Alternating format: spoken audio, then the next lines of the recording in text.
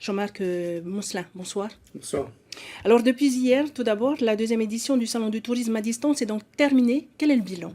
Effectivement, je vous rappelle que c'était un salon du tourisme en présentiel d'abord qui était prévu pour 3 jours, qui a fini par être annulé. Donc nous avons fait un salon à distance pendant 15 jours et à l'annonce de la fermeture des frontières, on a prolongé d'une semaine. Les résultats sont tout chauds, puisqu'ils sont plutôt encourageants, puisqu'on a eu à peu près le même nombre d'exposants qu'en présentiel, à peu près 200-220 exposants. Le nombre d'offres est identique, avec plus de 500 offres. Là où ça devient intéressant, c'est que le nombre de visiteurs a doublé par rapport à un présentiel, puisque habituellement nous recevons à peu près 18 000 personnes en salon du tourisme en présentiel, et là on a reçu 37 700 visiteurs, et 66% de plus qu'en septembre dernier où nous avions déjà un salon à distance. Le nombre de clics sur les offres, qui est aussi très important à savoir, c'est qu'on a eu 74 000 personnes qui sont allées voir une offre spécifique. Et alors vous pouvez toujours me dire, tout ça c'est du virtuel. Donc on a croisé nos chiffres avec RTIT tout à l'heure. Et en fait, RTIT a vendu 50% de plus de billets qu'en septembre dernier.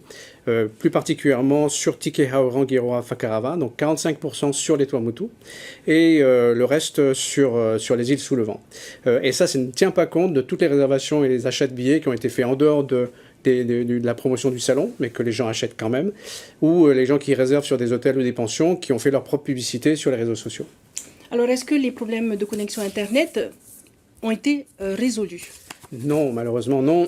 C'est pour cela qu'on ne peut pas faire un salon virtuel en tant que tel, où vous avez le prestataire et le client en face à face, en visioconférence, puisque nombre d'archipels et d'îles ne sont pas assez bien desservis en termes d'Internet.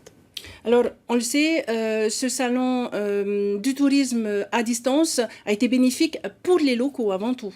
C'est exclusivement réservé aux résidents, effectivement, oui. Alors, autre chose aussi, quel est votre... comment est-ce que vous voyez ces 3 prochains mois?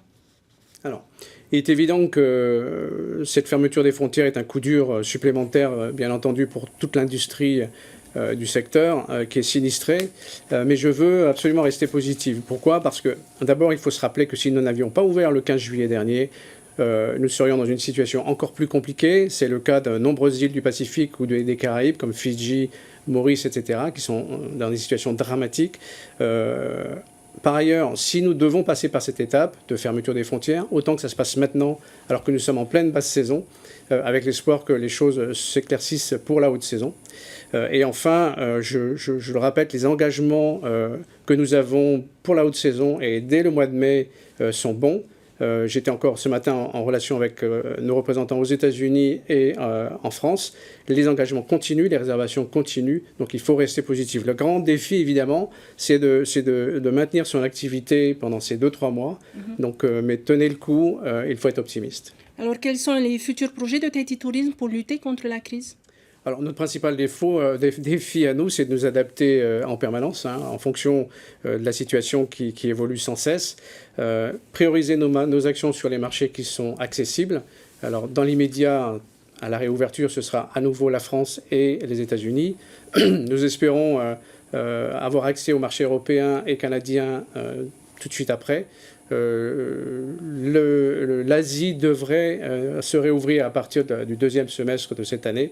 Après, pour les autres destinataires des autres marchés, ça risque d'être un petit peu plus lointain.